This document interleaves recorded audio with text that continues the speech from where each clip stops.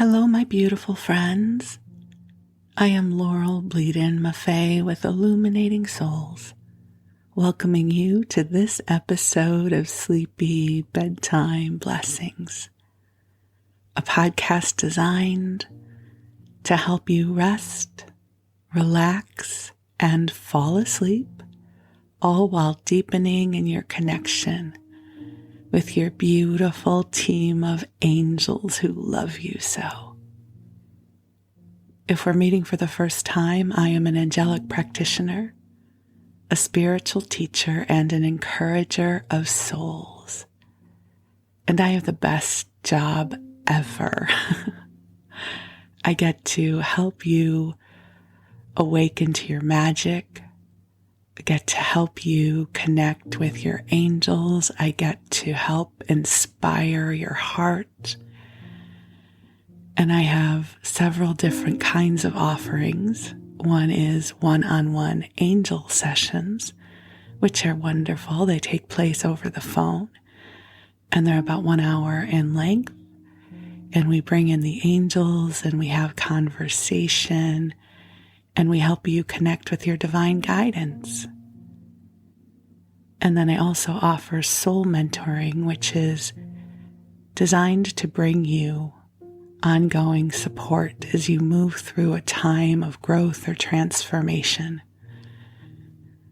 I typically encourage people to start with a 12-week package. And so we meet every week over the phone, and it allows me to track with you and in some ways get in the boat with you as a metaphor. And typically I only take a handful of clients at a time. So if that sounds like something that would support you, feel free to reach out. And then I offer a variety of classes. It's always changing. I listen to the angels, we collaborate, and we come up with different classes about every 6 weeks. So I invite you to sign up for my mailing list at my website, illuminatingsouls.com, and you'll be in the know of everything I have coming up.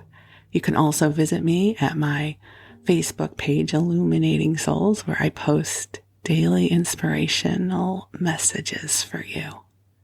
But for now, the angels and I are here to help you come into a beautiful space of rest. We are going to bring to you soothing, calming energies.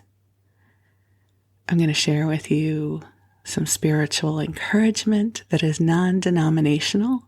So it'll be sweet and graceful. And then I'm going to share some stories with you. So there's always a story time segment that runs for about 40 minutes, but the whole episode's about an hour. So you have plenty of time to rest and hopefully drift off to sleep if you are using this at bedtime. This is a little bit of a different kind of podcast than you might be used to. You know, most podcasts are hoping that you listen for the entire episode. This is the kind of podcast that you can drift off to, though. I have no expectation that you will be listening for the full hour, because hopefully at some point, especially if you're using this as a bedtime tool, that at some point you'll drift off and I'll get to keep you company, because what I have found as someone who listens to sleep podcasts every single night is that there is something really beautiful about having a kind, friendly, familiar voice chattering on in the background while your consciousness lets go of the day that was and makes space to go into that beautiful mystery of sleep. So if that is your intention, it is my blessing to be with you. And it is my blessing to be with you if you are using this during your waking hours, and I get to keep you company while you're driving or going about your day. However it is you're using this podcast, I am grateful for this opportunity to be with you. And my friends, I wanted to take a moment to give a shout out to another podcast that has been created by someone I love very, very much. The subject matter is different than this one.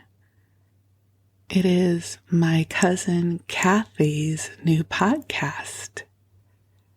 You know, the thing that I love so much about the podcasting genre is they're podcasts for everything.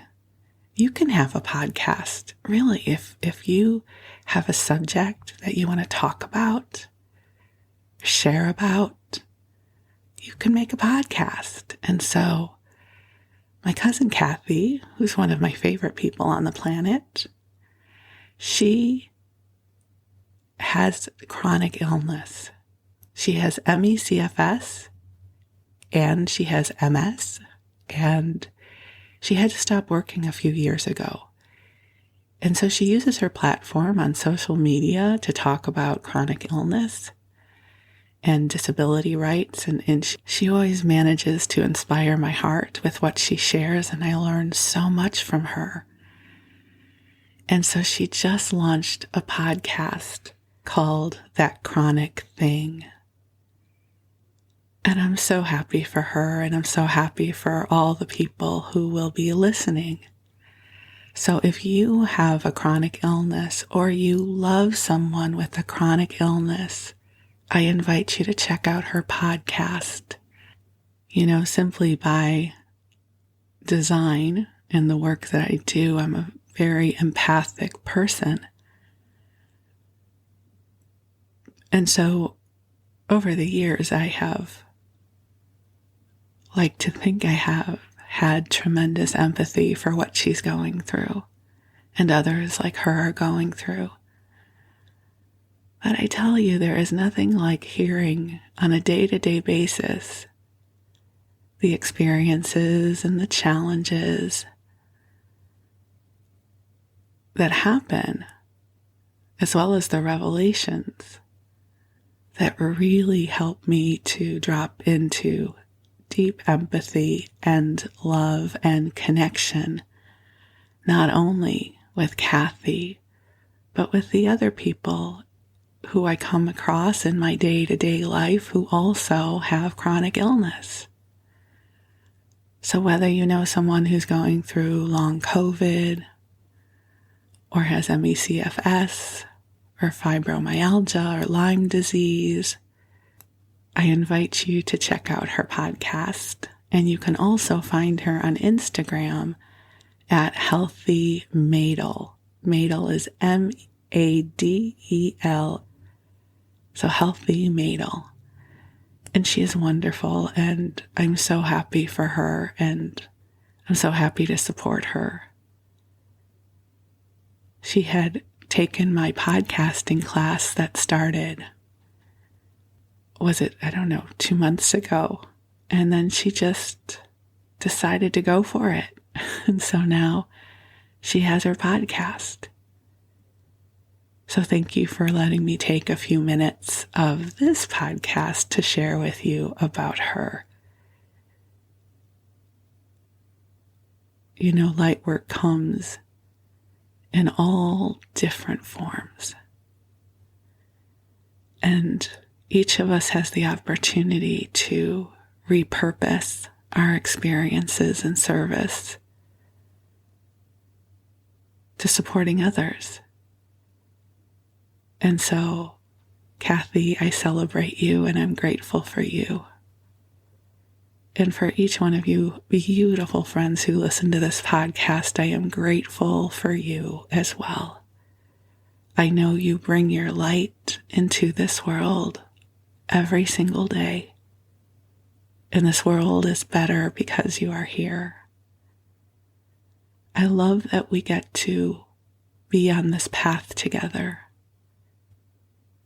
that we get to help make this world a little bit better each and every day. And so, my friends, I invite you to take a deep breath in and get comfortable in your body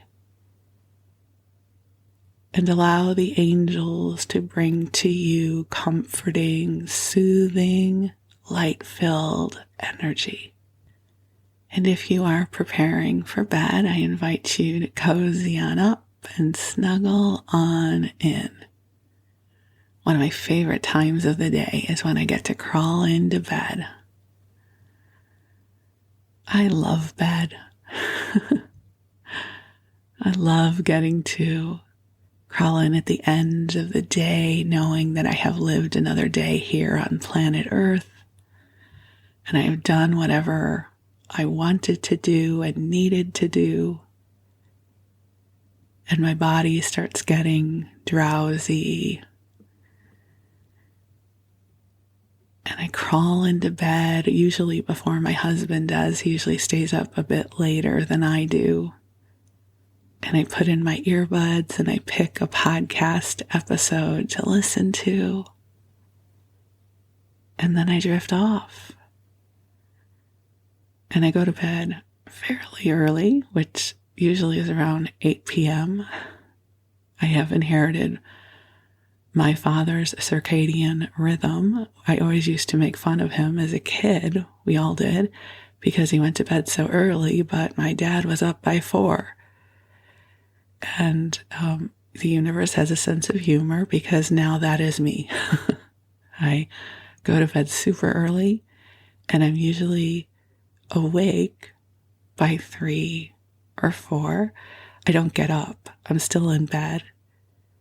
And I might listen to another podcast.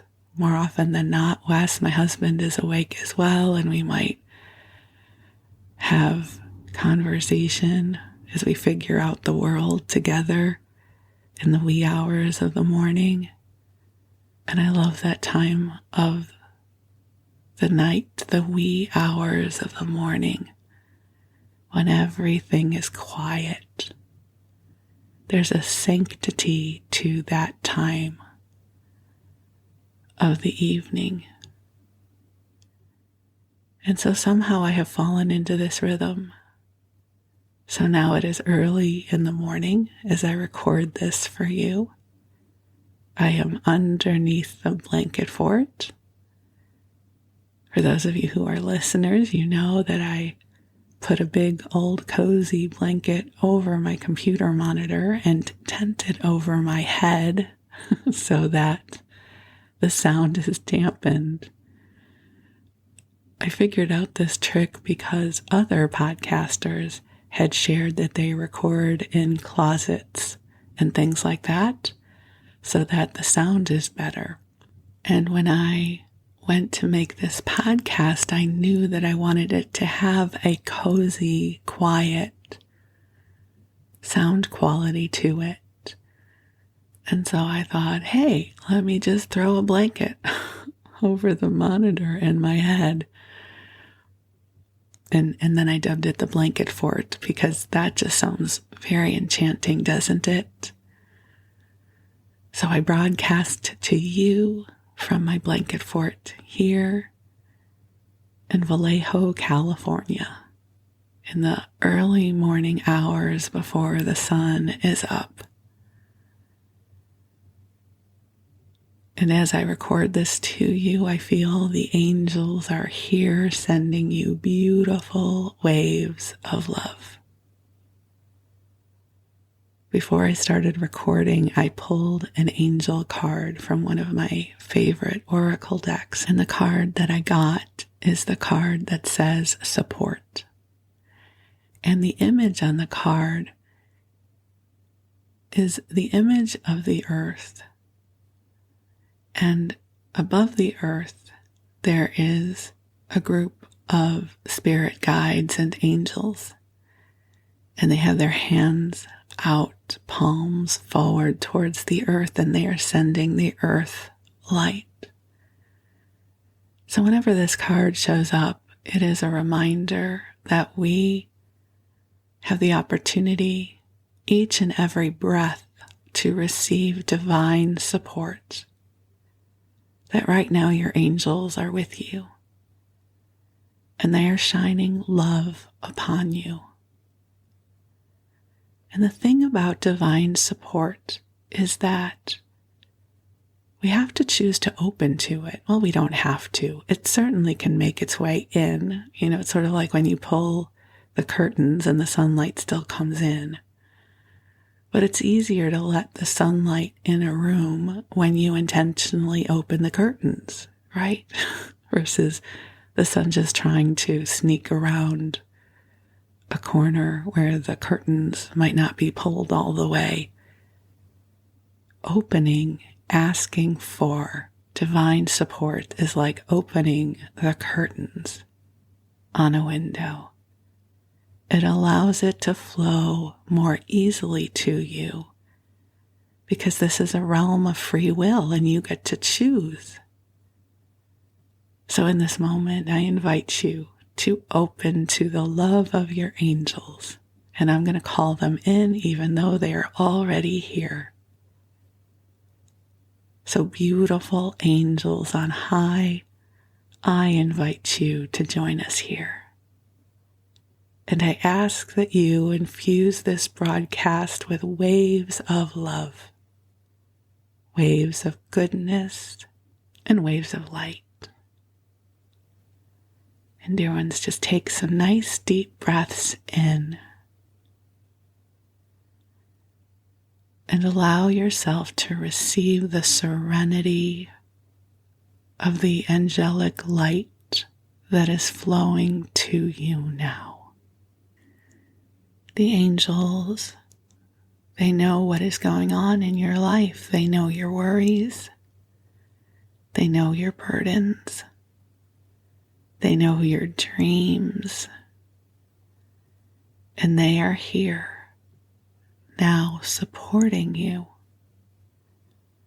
So if there is anywhere in your life where you would like to receive their support or their assistance, simply ask them now in consciousness. And you can be informal. My conversations with the angels often is like, hey, angels, I could use some help. And then I ask. For instance, as I record this, I can say, angels, will you help deliver this podcast to more people?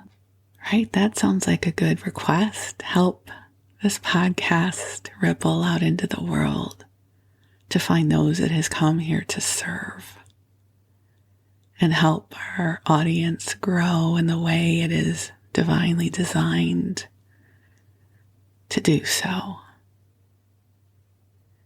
And angels, I ask that you send love and blessings and miracles to each one of our beloveds listening right now.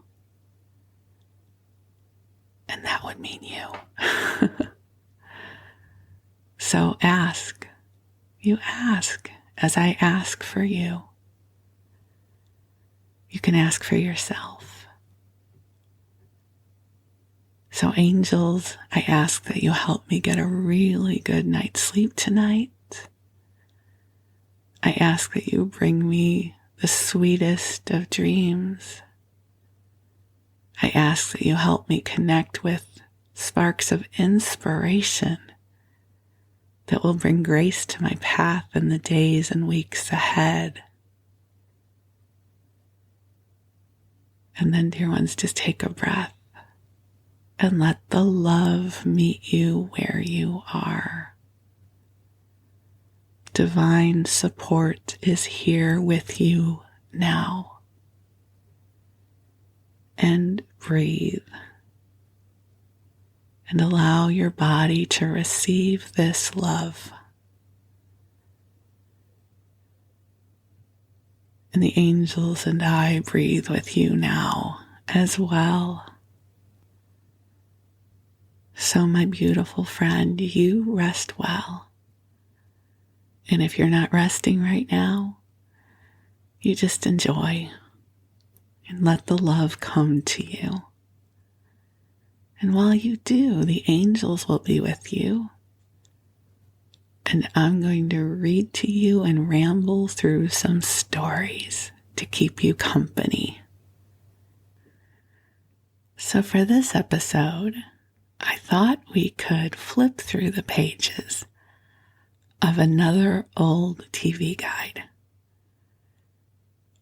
For those of you who are regular listeners, you know that I love to do this on occasion. And this is a TV guide that I purchased in an antique shop a few months ago.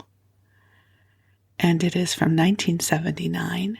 And what's interesting is I thought that I had gone through this already for you. I must have done another November episode in 1979. But as I looked through it, I don't remember sharing this one with you. So this is November 3rd through 9th, 1979. And on the cover are the dashing duo of Stephanie Powers and Robert Wagner, who co-starred in Heart to Heart. Now, we used to watch Heart to Heart in our house because my mom loved Robert Wagner. And if you don't know who Robert Wagner is, well, he's profoundly handsome. And he was also in Switch with Eddie Albert. And he played Tony DiNozzo's father in NCIS. And Stephanie Powers is just beautiful. And she has also starred in other things, but I think the big thing that she is known for is Heart to Heart. And I was reading her Wikipedia. She also starred in Judith Krantz's Mistral's Daughter, which was a made-for-TV movie of the best-selling book. And Judith Krantz used to write all kinds of steamy, fictional books about Hollywood. So I'm sure that at some point I watched that made-for-TV movie, but I have no recollection of it. And I know I read the book, and I can't tell you what it's about, because this would have been, let's see, 1979, 40 years ago, which is terrifying. More than 40 years ago. So in 79, I would have been 17 years old. So I would have been just starting my senior year in high school, which I will say was a terrible time. I hated high school. I was not a happy camper at this time in my life. I had a lovely group of friends. They didn't go to the same high school as I did, so I didn't necessarily have my pod of safety at my high school, and I definitely felt like a duck out of water there, which I think is pretty much par for the course for most people in high school. I don't know many people who thought high school was the best time ever. But anyways, that's not what we're going to talk about right now. We are going to talk about TV in November of 1979 here in the United States. Because I realize we have international listeners, and you might not know the programs that I'm talking about, but hopefully I will keep this mildly amusing, but also dull enough that you can fall asleep if that is your desire. We start off with a 2-page ad, two-page spread ad, I guess is what they would call that in the advertising industry, for the 1980 Chevy Citation. It's a whole new kind of compact car. So adults can ride comfortably, bags of groceries will fit inside. That's good. The estimated MPG is 38 on the highway, 38 miles per gallon on the highway. It's got a 2.5 liter, 2-barrel, 4-cylinder. I don't know why this is cracking me up. I think it is because my first car ever was a Pontiac T1000, which is the corporate twin to the Chevy Chevette. So I definitely drove a low-end compact car when I was coming of age. Also, this being 1979 and TV Guide, there will be a lot of cigarette ads, which I will not share with you. We open up the content of this TV Guide with a little snippet of what we can expect. So Ginger Rogers and Douglas Fairbanks Jr. are among the passengers sailing soon on ABC's Love Boat, which was always what I would be watching on a Saturday night. I don't know how excited I would have been about Ginger Rogers and Douglas Fairbanks Jr. at that point, although now I can see the brilliance of it for sure. And now we come to another 2-page spread. It is an ad for, and wait for it, especially for those of you who are around my age, and I'm 60. So if you have memories of 1979, when you were perhaps anywhere between a preteen and teen or early 20s, how many of you remember Babe, Fabergé, Babe, cologne with the round cap on it? If you saw this ad, you would remember it in a heartbeat. So this is for new Babe splash and antiperspirants that don't clash. I remember that Fabergé, I think, also made Love's Fresh Lemon scent, which was my personal favorite. Because even back then, I was not a big fan of floral, perfumey things. But lemons I liked, so I was a Love's Fresh Lemon girl, not a Babe girl, but perhaps you liked Babe. We then come to a relatively long article about John Chancellor, who was an anchor person for a long time on the NBC Nightly News. I think it was NBC. I should know that, right? It just says the Nightly News. I think it was NBC, though. If I'm wrong about that, I am sorry. But we're going to keep going. Oh, it is NBC. Awesome. I was right about that. But I'm not going to read you that article because let's get on to what I think is more entertaining material. Not to say that Mr. Chancellor's life is not interesting. But, you know, we want to sort of move on to things like The Love Boat and Happy Days, right? Because I'm going to flip through this issue as if I was still that 17-year-old girl. So I for sure would have flipped past this article. There is an article here about the special effects and the making of Buck Rogers with Gil Gerard. It was Buck Rogers in the 25th century. I remember that show, but I don't think we watched it. But it's an article about that. And then there's an article that says, are the nets and the paramedics ready? With the headline that says, when action begins on the Guinness game, its producers are prepared for the worst. So they must have been making a show. It says here, the producer, Hill, is anxious to dispel the notion that Guinness Game is another Gong show. So I don't know what they were going for. I have no recollection of that show. But I do remember there was like the Celebrity Circus of the Stars kind of thing, and somehow watching people do daring feats was a big thing back then. Then, again, if you're in my age group, you will remember these. There's an ad for Legs pantyhose. Remember the Legs pantyhose and they came in the egg? Like that was a big thing back then. Pantyhose came in an egg. That's what we bought. And also, how about the horror of having to wear pantyhose? Like you had to wear pantyhose if you were wearing a skirt and you were a woman. You were a girl.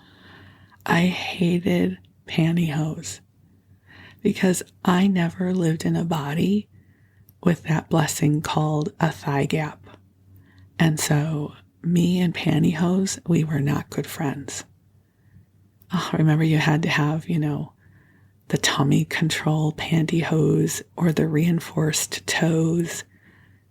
And then if you were wearing sandals, you had to get the one with the bare toes, like sandals and pantyhose. Oh my God, I am so glad that I have grown out of that phase of my life. I have not owned pantyhose in easily 30 years. I gave up on them a long time ago, but I do remember pantyhose and an egg. Legs. And then there's an interesting article that says a new study shows pay cable is a threat to network programs, because we were just about to start the era where pay television was going to start eroding our network viewing. So this is very predictive of what would happen. And it says here, the home box office presentation of the film Looking for Mr. Goodbar, how many of you remember that, was seen in more pay cable homes than the concluding episode of Roots: The Next Generations, The Sound of Music, and, wait for it, Celebrity Challenge of the Sexes. Okay, what do you think I was watching? It may have been Sound of Music, because my mother would have absolutely lobbied for watching that over Celebrity Challenge of the Sexes. But you know that I watched Celebrity Challenge of the Sexes at some point, right? You've got to know that that's what I was watching. And then it says a Barry Manilow special, and Barry Manilow was huge back then. It attracted as many pay cable viewers as NBC's premiere presentation of One Flew Over the Cuckoo's Nest.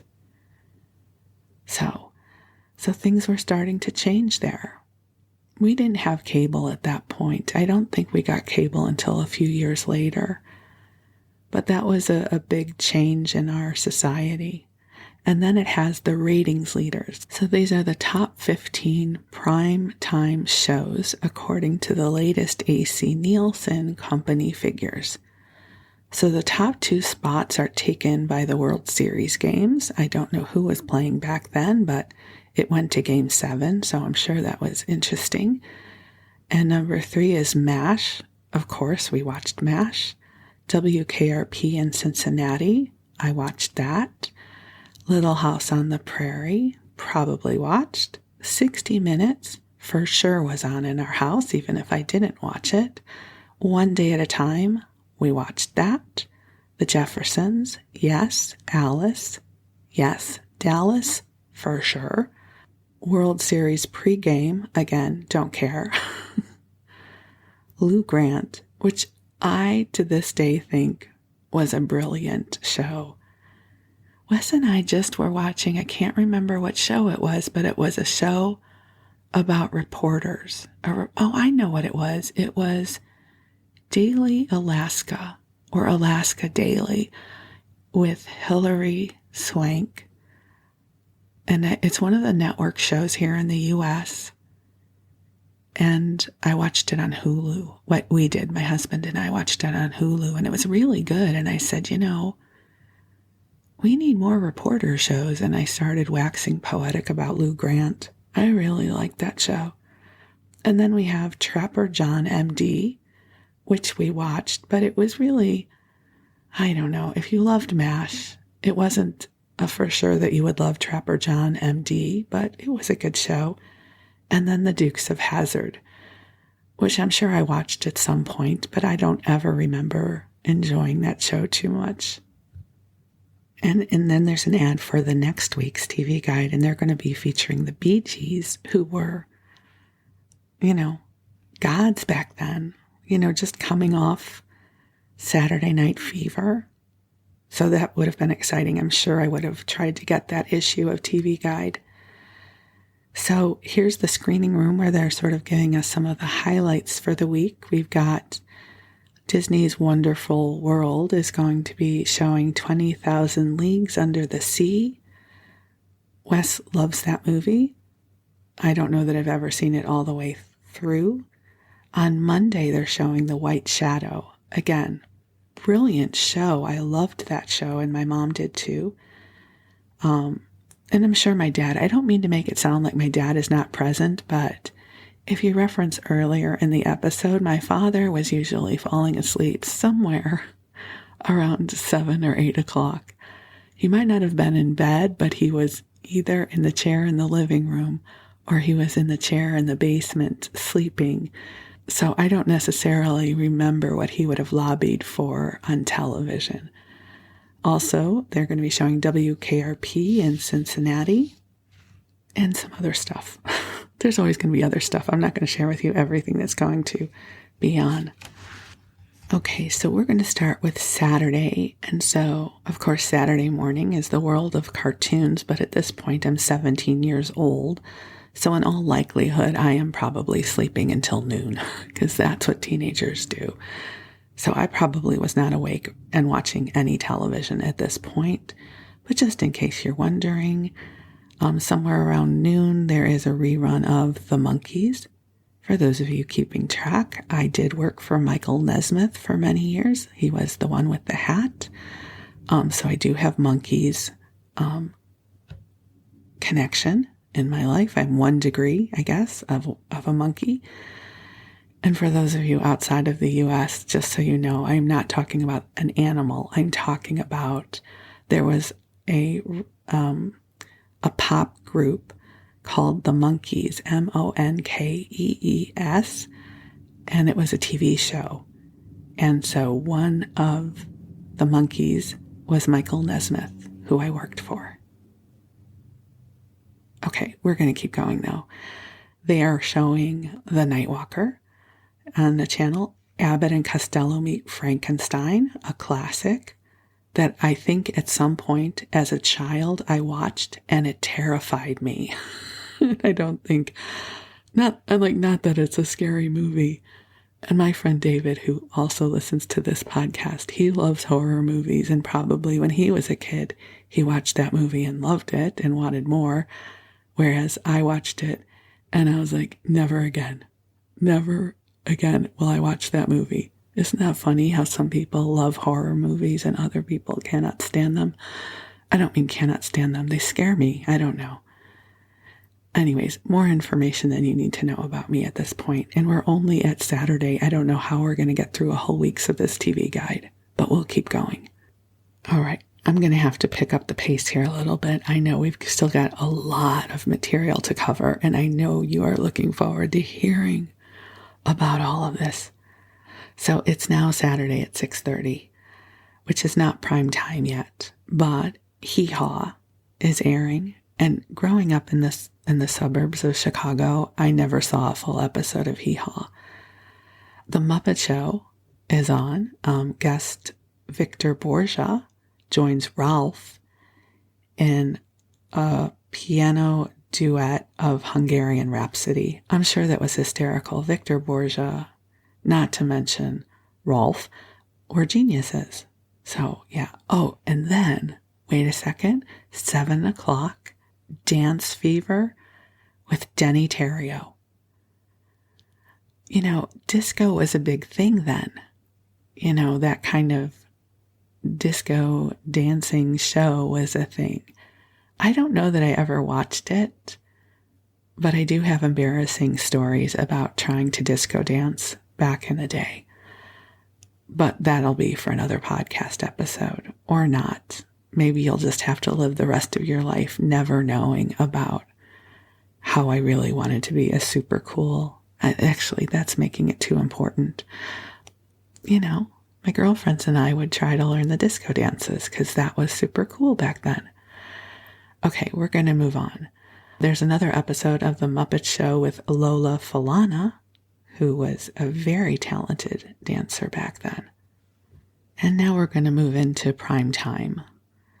So on CBS, there is a show called, a movie, a Western called Sam Whiskey with, okay, so let's say it's post-Civil War adventure comedy, because that was really just a time of hijinks and humor.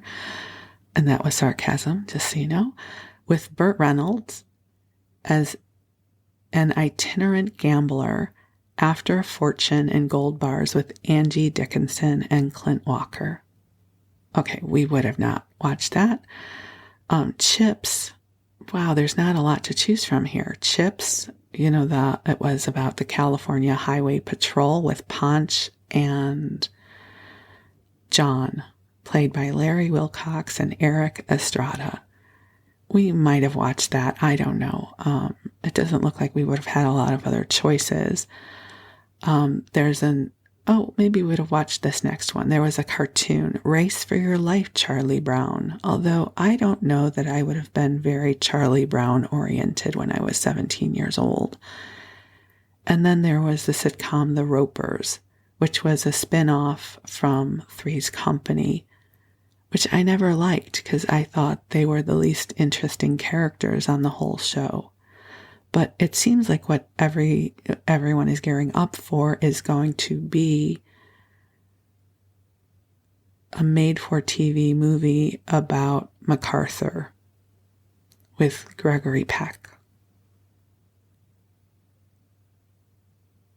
which in all likelihood we would have had on because of my dad. This is something my father for sure would have wanted to watch, and perhaps my mom as well.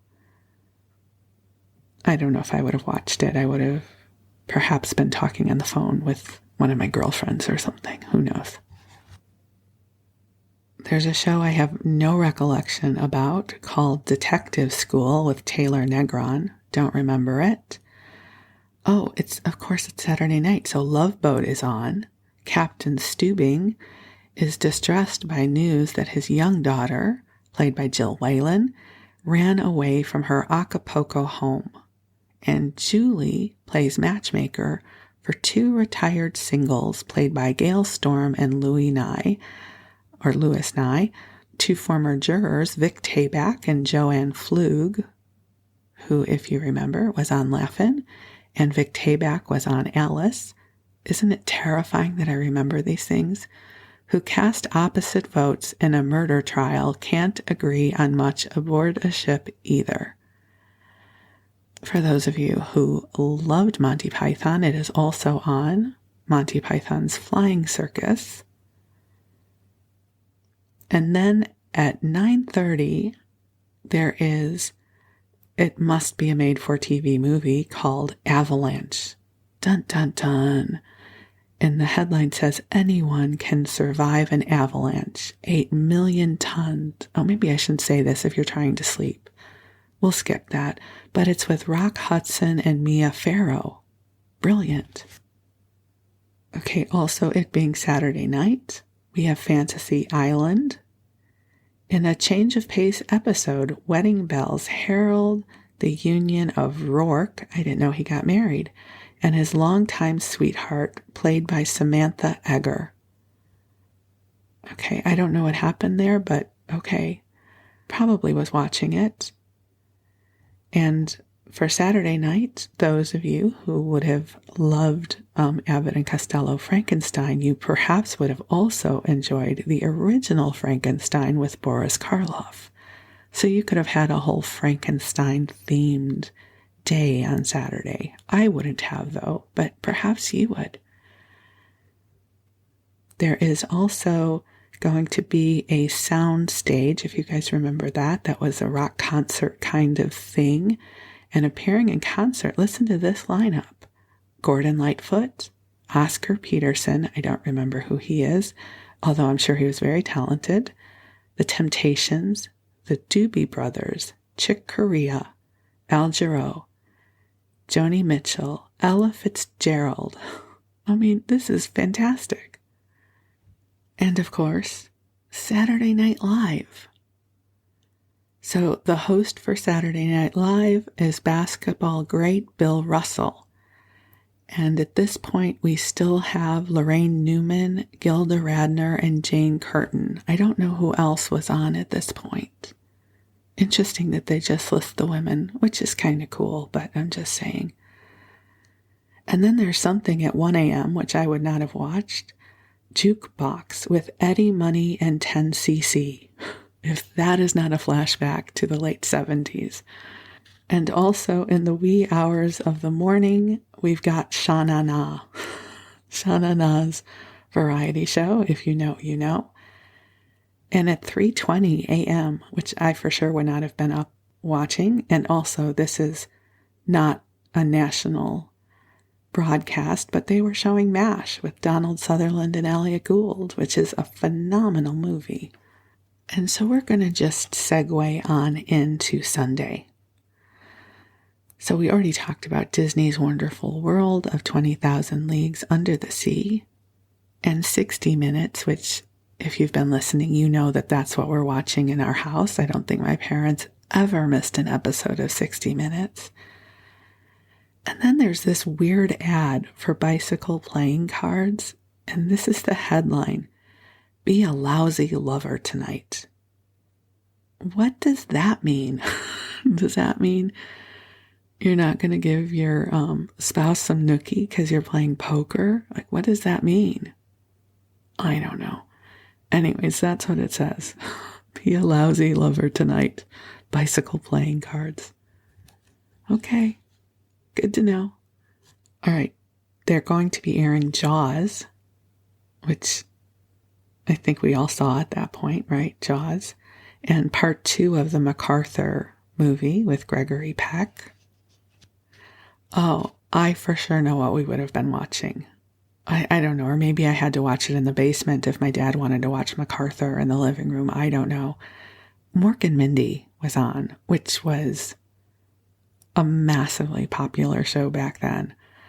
And in this episode, Mork's apprehension over Mindy's tonsillectomy turns to terror when a hospital error schedules her for brain surgery. Oh, the hijinks. It's like, whoops, oh, I forgot. You're going to get brain surgery instead. Okay, and then we probably followed up with One Day at a Time. A psychiatrist recommends a heart-to-heart talk to take the heat out of Anne's relationship with her mother, played by Nanette Fabray. I forgot that. She was in that with her. Also airing on Sunday night is an episode of Alice. So Vera's boyfriend objects to her sketching nude males in art class. Very titillating. And in the Jeffersons, George digs out his father's unopened will and concludes that he should dig up dear old dad.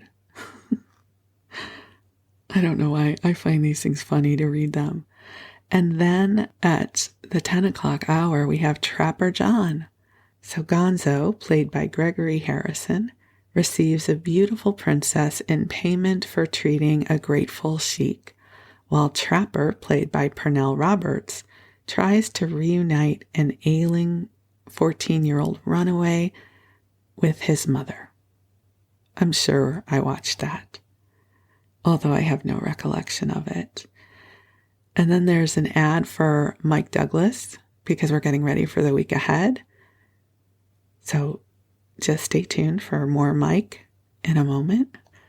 And so as we start flipping into Monday, Glenn Campbell is going to be on Merv Griffin, and on Mike Douglas, newlyweds Kate Jackson and Andrew Stevens are the co-hosts, with Joanne Woodward and Jane Fonda. So Kate Jackson was in Charlie's Angels, and Andrew Stevens was in those made-for-TV movies of The Bastard and The Rebel. I thought he was adorable. So I had like a mild crush on him. Certainly not a big celebrity crush. I just thought he was very cute. And Norman Mailer is going to be on Phil Donahue, which I wouldn't have watched, but I just think that's interesting. And back in the day, as I recall, the 3:30 time slot was important. They would often do after-school specials. And this week they are rerunning Roots, which was such a profound show and started to shift the dialogue of the country. So Roots is airing at 3:30. And also another network or another station is running Humphrey Bogart movies. And of course, Merv Griffin and Mike Douglas. And the thing that I remember about like the 3:30 time slot up until about 5 o'clock was being in school. We were home by then. So we got to watch TV. And this is before Netflix, and this is before cable, so you had to watch what was on. So the syndication game was big then. So Mary Tyler Moore, Bob Newhart, MASH, or one of the talk shows like Mike Douglas or Phil Donahue or Merv Griffin. So that was the kind of stuff that we would watch when we got home from school. So in prime time on CBS, we have White Shadow. I loved that show. So Carver High versus the Harlem Globetrotters. The Carver basketball team is on a 10-game winning streak, and the players' arrogance about it is starting to irk everyone, especially Coach Reeves, played by Ken Howard, who feels his squad could do with a much-needed humbling. I could bring in a team of old men off the street, he tells his cocky cagers, that would take you guys to the cleaners. Name the time and place, they retort, little suspecting that the pickup team Reeves has assembled from a local car wash is in reality the Harlem Globetrotters. Okay, and I guess here is a good place to interject some interesting Harlem Globetrotters trivia, which is the gentleman that founded the Harlem Globetrotters was Abe Saperstein. And Abe Saperstein was associated with the temple that we went to, Temple Beth Israel. And so growing up, every once in a while, the Harlem Globetrotters would put an event for our temple or for our grammar school at East Prairie. So, I don't know. I always felt a connection with the Harlem Globetrotters. Not that I knew any of them, but I did get to attend events where they were performing.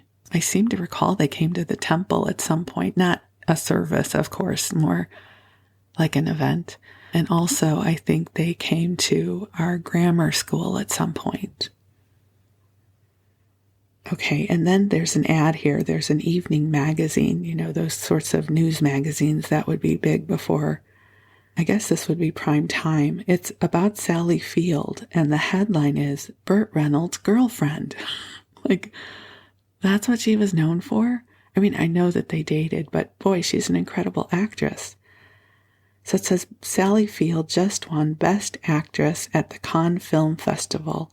What's Burt Reynolds' girlfriend really like? Oh my God. I don't know why that makes me so mad for her. She's awesome. Anyways, I guess that's how they are advertising her. I don't know what her PR team must have said about that. Okay, also, Pete and Tilly, a movie, is on with Carol Burnett and Walter Matthau. An offbeat adult love story about a spinster in her 30s. Oh my God, do you guys remember that word? Spinster in her 30s? Like, oh my God, that is so old and tragic that she is not married by then. That's just terrible.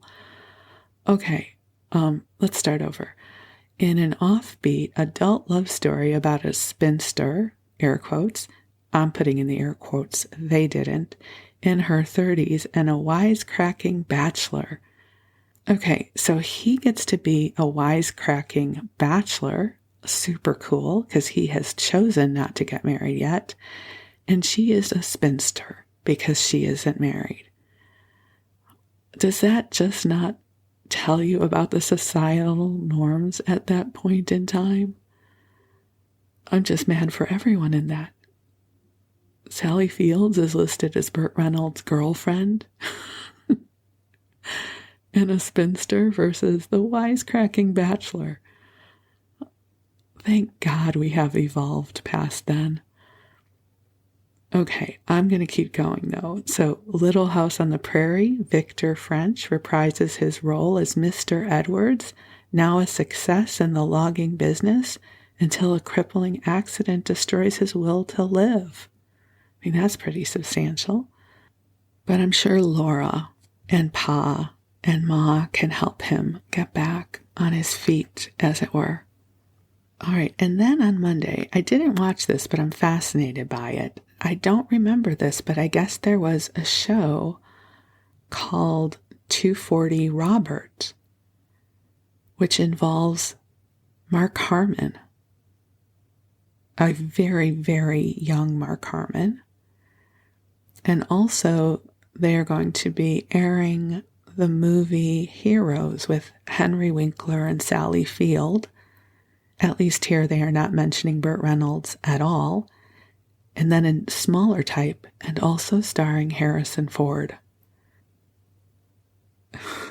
Okay, I don't know what was going on at that point, but I would imagine Harrison Ford should get a little bit of a bigger font here. First time on television. He is a shook-up soldier, and she's a runaway bride, and their plan is to escape from the world. Well, that sounds like a phenomenal plan. And here is why, in all likelihood, we watched neither the movie Heroes in our house, nor 240 Robert with Mark Harmon, because MASH was on. And I guarantee you that is what we were watching, as probably were most homes in the United States at that point. And in this episode, a Korean mother accuses Klinger, played by Jamie Farr, of disgracing her daughter. Hawkeye, played brilliantly by Alan Alda, runs into complications keeping a promise to a dying soldier. And this is the era of MASH where Colonel Potter and BJ Honeycutt are in the cast. And then there was 240 Robert, which I wouldn't have watched, although perhaps later, because I did kind of have a little Mark Harmon thing, but I wouldn't have watched that for sure. And then one of the independent stations is airing Airport 1975. And who remembers that whole slew of disaster movies? Poseidon Adventure, Towering Inferno, Airport 1975, and the original Airport. I loved all of those movies for some reason. Also airing is WKRP in Cincinnati, where Carlson, played by Gordon Jump, regrets that he ever tossed his hat into the ring for city council after he impulsively smears an opponent in a TV debate. And then we've got Lou Grant. Again, loved that show. Don't mean to overemphasize that. Gambling fever strikes the trib as Lou is touted on a long shot. Animal learns the meaning. I remember Animal. Do you remember he was the photographer? So that's a character's name. Animal. Animal learns the meaning of a vigorous. Oh, I guess that's it. A vigorous. I thought maybe that was an adjective. I don't know what a vigorous is. A vigor. Okay. Gambling fever. Let's try this again. Gambling fever strikes the trib as Lou is touted on a long shot. Animal learns the meaning of vigorous. And Billy makes a risky loan to a gambler. What do we think vigorous is representing here? Okay, I guess I'll go look that up. Hold on. Okay, so here is what our friend Google says about vigorous. An excessive rate of interest on a loan, typically one from an illegal moneylender, and the percentage deducted from a gambler's winnings by the organizers of a game. Okay, well, I learned something new. I'm assuming that most of you perhaps did not know that term, but now this makes sense. Gambling fever strikes the trib. As Lou is touted on a long shot, an Animal learns the meaning of vigorous, because clearly Animal placed a bet on this, and some kind of hijinks ensued. And then we move to 11 p.m., which at this point is the local news or syndicated programming, because we have Love American Style. This is not the first run of Love American Style, but this would be reruns in syndication, and this is one with Joanne Worley and Gail Fisher in stories about cutting mother's apron strings and shaking an ex-husband. On DeCavitt, Hal Holbrook is scheduled. Johnny Carson has a guest host this week of David Brenner with singing group Sister Sledge and Marvin Hamlish. And then if you're going to stay up late, there is, I guess, a rerun of an old Carol Burnett. That must have been in syndication. Joanne Woodward plays Eunice's free-living friend from the past who visits the family. The Honeymooners, which was always good to catch in reruns. The Love Boat, again a rerun. In this one, a feuding couple, Barbara Rhodes and Dick Gautier, a shy young man, Paul Williams, and a swinging widow, Michelle Lee, delight a gossip columnist played by Marcia Wallace with their game of musical cabins. At 1 a.m. is The Tomorrow Show with Tom Snyder, for any of you that remember that, and Billy Crystal and David Letterman are among the guests in a show first telecast in 1978. I bet that would have been a good interview with Billy Crystal and David Letterman. And so that only brings us to Monday. We still have a bunch more content to get through, so we will return back to this issue of TV Guide in another episode. But I will just tell you, because I flipped the page already, that if you were home on Tuesday morning, so I often had, quote, stomach aches and did not go to school. I would have my mom call me out sick more often than not because I hated school. And I didn't have the language to say, I frickin' hate school. I don't want to go, so I'm going to manifest stomach issues. So I would often be home watching television on a weekday. So just in case, there was Good Morning America with David Hartman. That's when he was hosting it. Captain Kangaroo, which I would not have been watching at that age, but I certainly watched in my childhood. Romper Room, Mr. Rogers, Partridge Family. You guys, it's the Partridge Family with Bobby Sherman. Wait a second. Do you know about this episode? I talked about this in Celebrity Crushes. So Partridge Family on its own was an awesome show because David Cassidy, right? But the first man I ever loved was Bobby Sherman, another teen idol.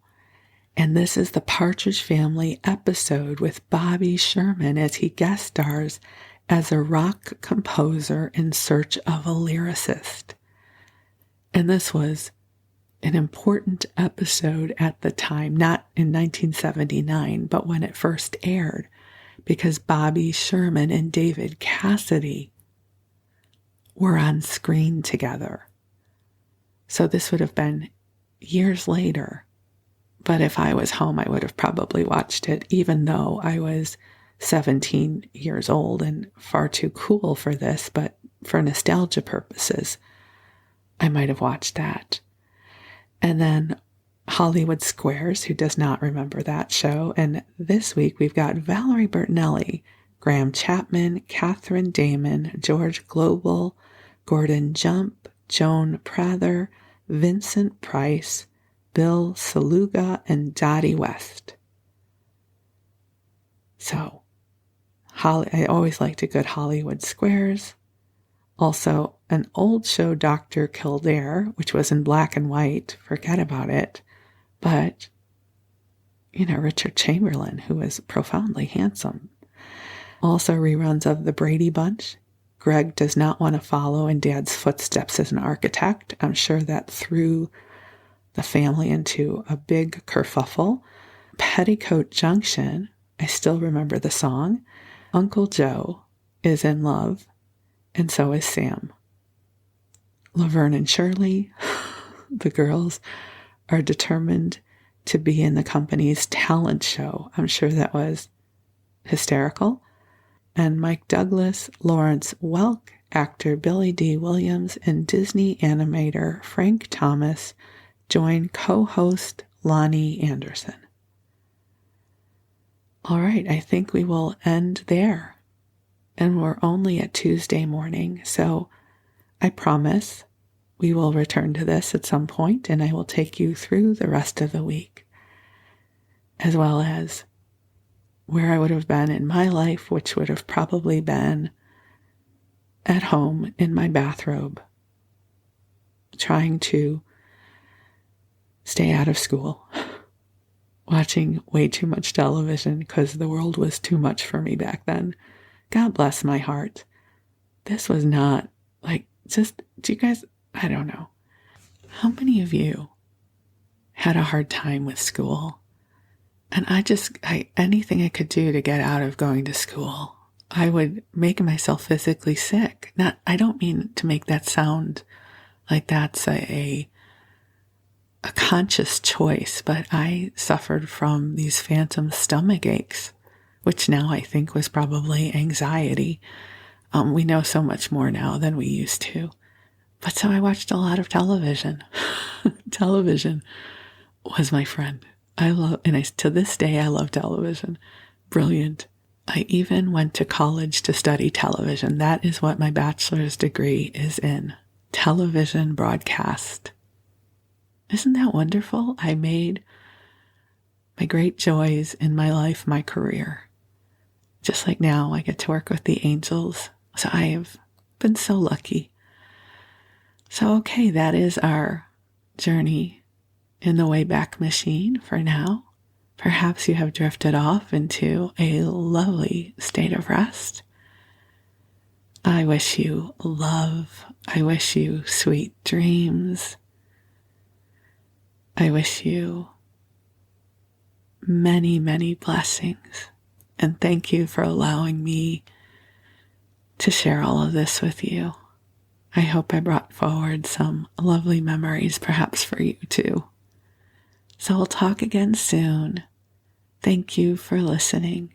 I'm so deeply grateful for you. Thank you.